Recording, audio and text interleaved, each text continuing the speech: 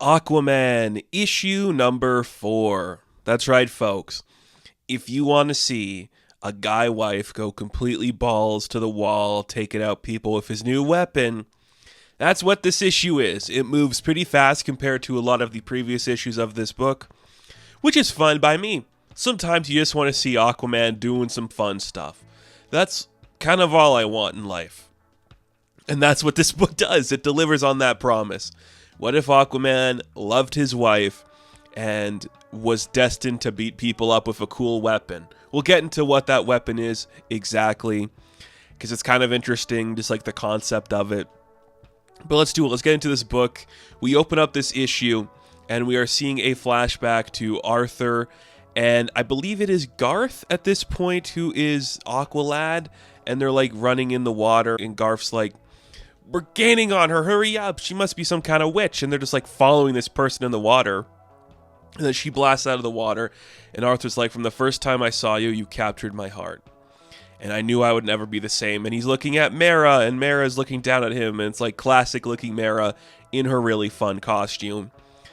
Awesome. I just love that. I love that panel of Arthur with his head barely sticking out of the water, and he's looking up like, "Oh, that's a beautiful woman." It's so cute. So he's having a dream about Mara, and she keeps calling his name, but then it morphs into a disgusting figure of a witch lady who's screaming at him, so he wakes up, and he's chained in the basement of this place. They're like in the blue, which is underwater and stuff, but there's spider webs and rats on this ship. And I'm like, that's weird. It's kind of fun. Arthur's clothes are more torn, so like his arms are exposed. That's how serious this is getting. His arms are exposed.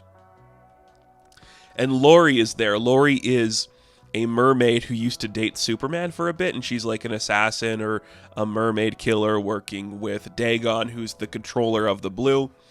And he's like, "What are you doing here? This doesn't seem like what you would be a part of." She's like, "Well, sometimes you don't have a choice. I had to change and adapt. This is how it happens." This is Dagon's domain now. We see like the ship riding through the big wave of the blue. Like, he controls everything here. It's large, it's vast, there's nothing you can do to stop it. So just sit tight and get used to what you're doing here. And Arthur asks, "Will you at least tell me what happened to my wife and my kids so I'm aware of where we're going?" And she's like, "If I told you the truth, you'd want me to plunge this dagger into your chest."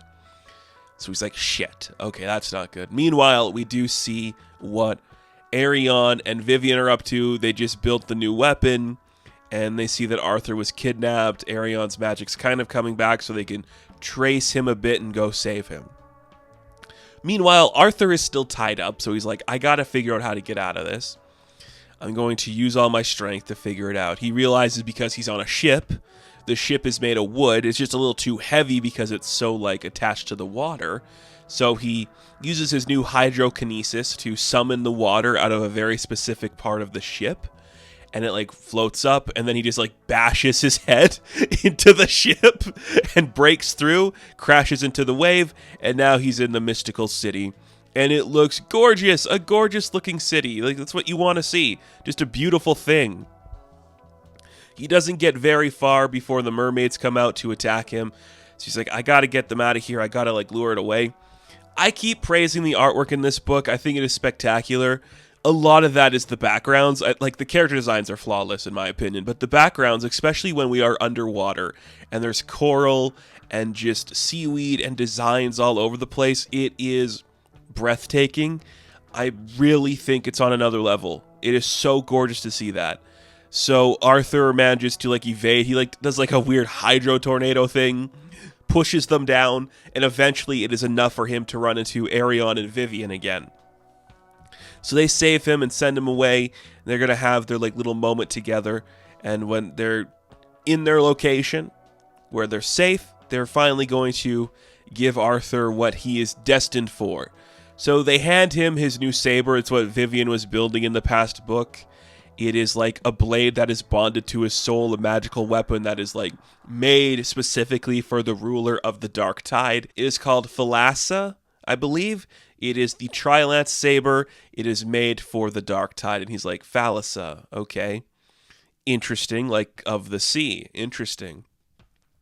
So before I read this book, actually, I did see on X that Jeremy Adams, the writer, put like a video up where he's like describing how this new weapon works, where it can turn between a saber, a sword, and a like trident, because like the prong pieces that you see like for the sword or trident part, they can like go up and down, so it changes in like size. So it could be like a really long sword with like those being like the bottom part of the sword, or it can like go to the length of a trident, or if you want it to be like a pronged saber, it can be that. That's a really neat idea. Like, what a fun use of that. It doesn't really like go into like the theme of the hydrokinesis, but it's such like a fluid movement weapon. That's such a cool idea. It looks really fun. So Arthur now has his new weapon, and they eventually do catch up. Like the mermaids catch up to them. So like, get him now. And he like just appears out of the water with his new weapon and literally just breaks the ship. He goes through the middle of the ship with his big old Trilance saber, breaks it in half, and he's like, come on, face me then, you dumbasses. Come and pay for what you've done. So they attack him. And it's amazing. It's just, like, what else do you want from an Aquaman comic book? You want to see Aquaman with a big, stupid weapon fighting some mermaids. It's pretty cool. And he's getting really mad at everything that Laurie's doing, because he's like, come on, you always have a choice to do the right thing. You didn't do it. You made a mistake, and now you're here, stuck in this place, trapped in this crap. Way to go. So he breaks the ship, fights the mermaids in spectacular looking artwork. It's probably a coincidence, but I do like that when Arthur gets more and more into like the depths of having the hydrokinesis, he loses the sleeves to his jacket, which is like what happened with Mara in her first appearance. Like, she's more like connected to the water, more exposed to the water. Now he's got a sleeker weapon that understands his movements, and he's getting more exposed to the water. So they eventually like defeat the mermaids, and his team shows up, and they're like, that's right, we got the Dark Tide. Why don't you go tell Dagon that we got the guy that's going to end his reign? So screw you. And it just like ends on a beautifully spectacular page where Arthur is using his weapon, and Vivian and Arion are there. Like, come on. It's just so like magical Dungeons and Dragons stuff. Just underwater mermaids and, you know, mages with weird water powers and people building Excalibur. It's crazy. It's crazy cool. Like, it makes me really happy. What a weird little book. Like, I'm so glad it exists because I have so much fun with it. And it's the kind of stuff that it just makes sense Aquaman should do that.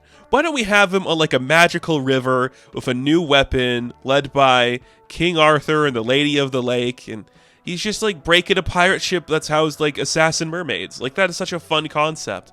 That look, we've done stuff like it before in Aquaman continuity, but not like this. It's just so much fun. I'm a huge supporter of this book. So, Aquaman, issue number 4.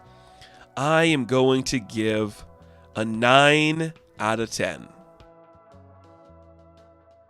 Now, thank you all for watching this review. Be sure to like and subscribe to the channel. As always, you can check me out on Instagram, TikTok, and Twitter. And of course, I will catch you in the next one. Have fun. Stay safe. Good luck.